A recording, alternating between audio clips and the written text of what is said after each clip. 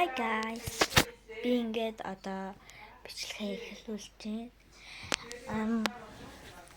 Ихчтэй ус байна. Гээд би ингээд sisters гээд сайн шин юу нээсэн.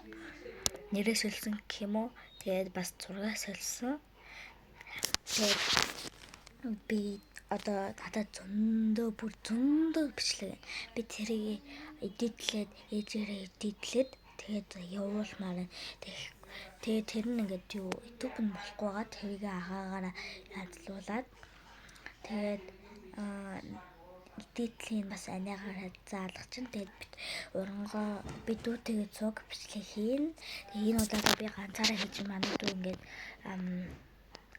хичээлээ хийж байгаа. Би хичээлээ дууссан.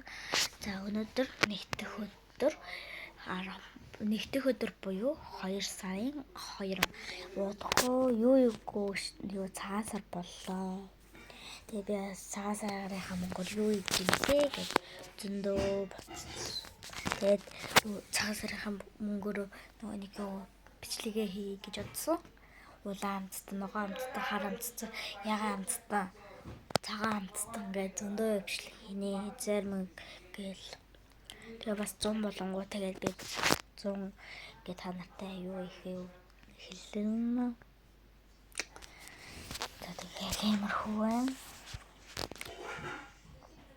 Би одоо амар жоохон бичлэг хийж байгаа. Тэггүй бол тэгээд юу наахгүй юм болоо. Тэр нь ингээд байгаа шүү. Нэг жоохон хасчгүй ингээд нэмчүү. Тэгээд одоо би бичлэгээ тавих гэдэг үзье. Болж гэнэ үү болохгүй нэг үгүй.